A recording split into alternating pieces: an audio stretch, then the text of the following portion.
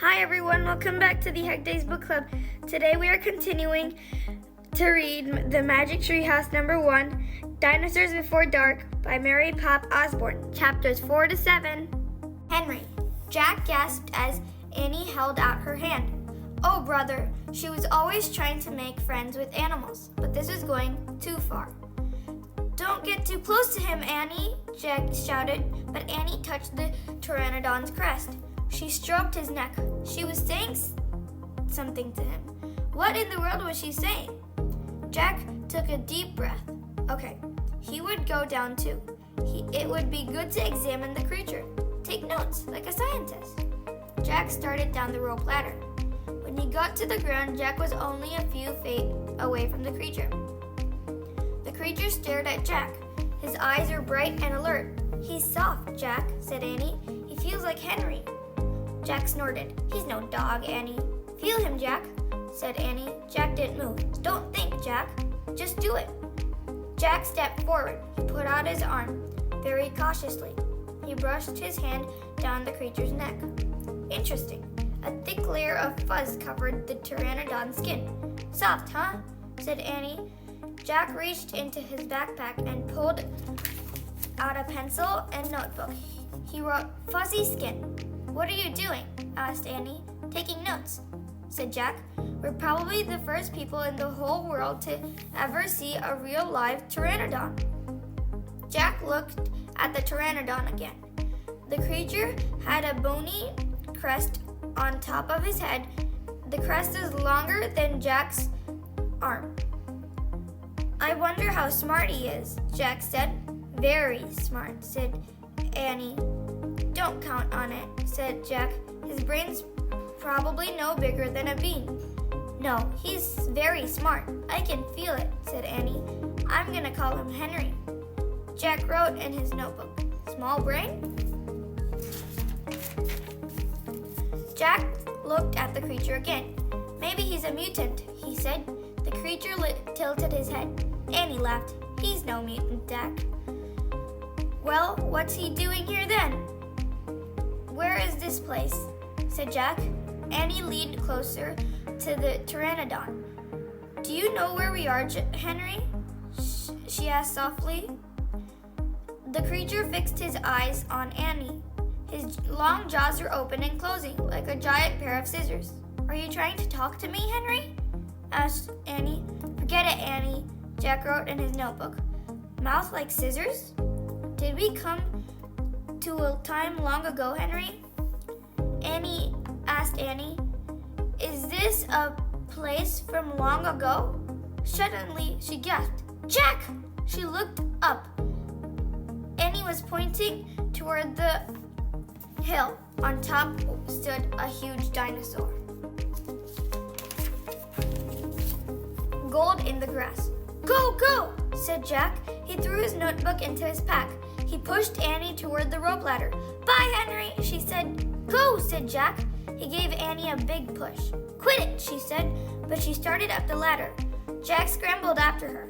They tumbled into the treehouse. They were painted as they looked out the window at the dinosaur. He was standing on the hilltop, eating flowers off of a tree. Oh man, whispered Jack. We are in a time long ago.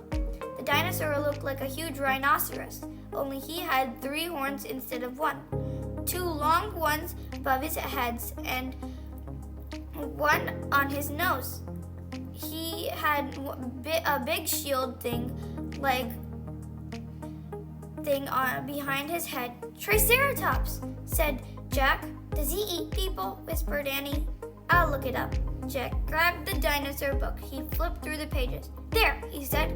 He pointed to a picture of a triceratops. He read the caption. The triceratops lived in the late Cretaceous period.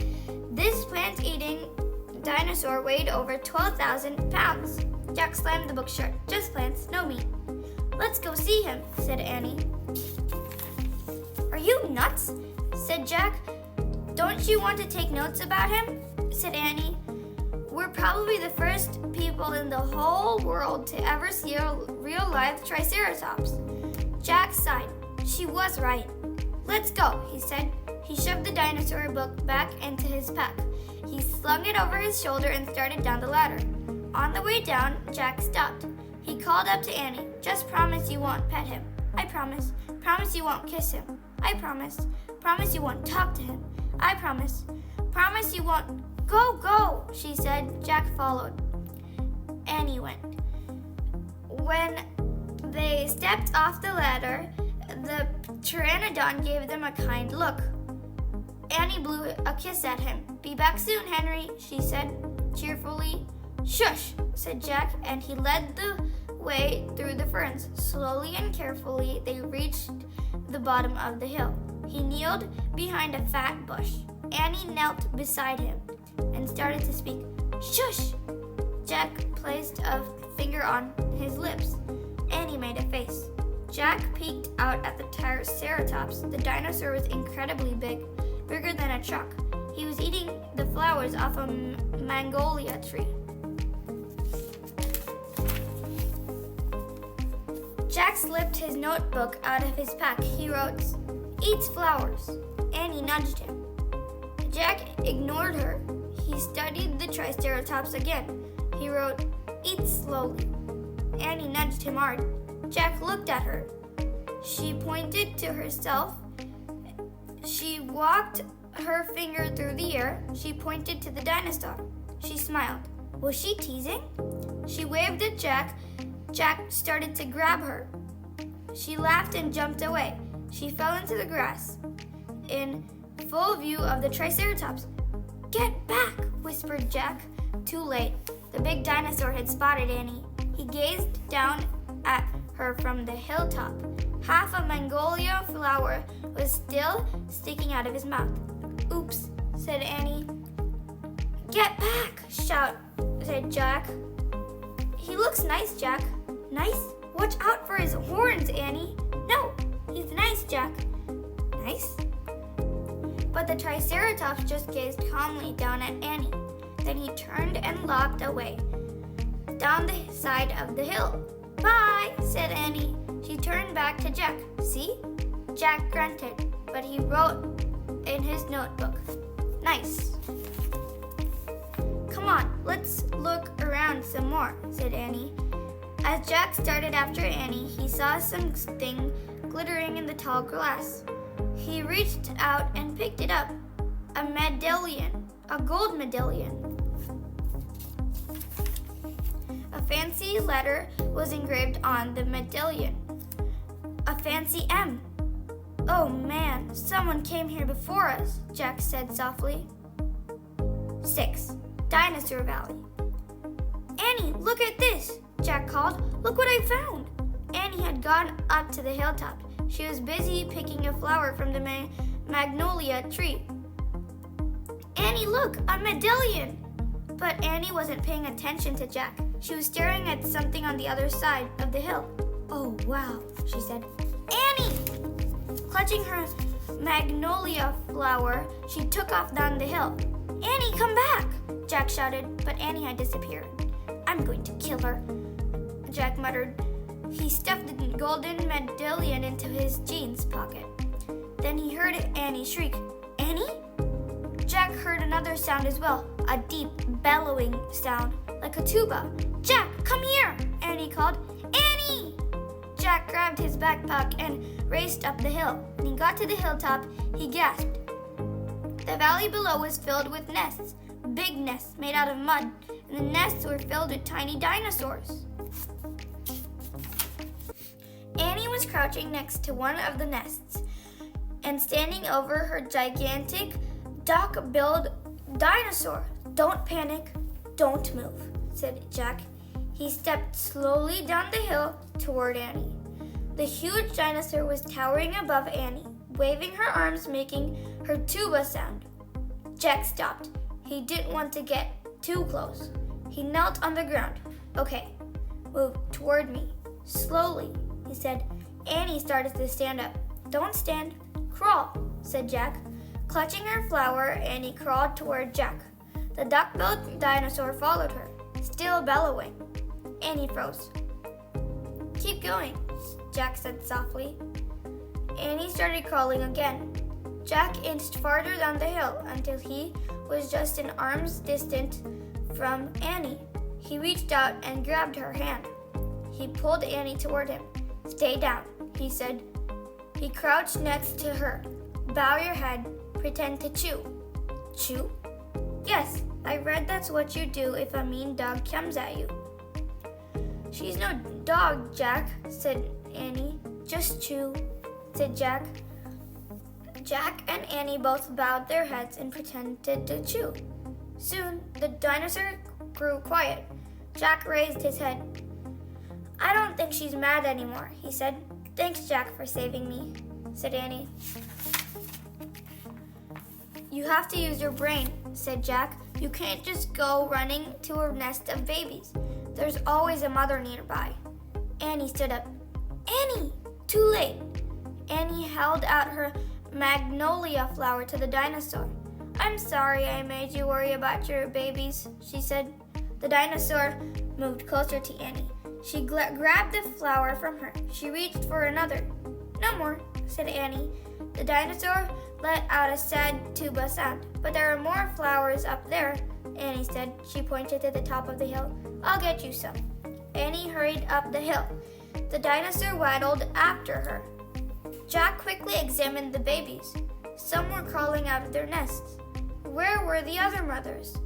Jack took out the dinosaur book. He flipped through the pages. He found a picture of some duck-billed dinosaurs. He read the caption. The Anatauruses lived in colonies. While a few mothers babysat the nests, others hunted for food. So there must be more mothers close by. "Hey, Jack!" Annie called. Jack looked up. Annie was at the top of the hill feeding magnolia flowers to the giant Ankylosaurus.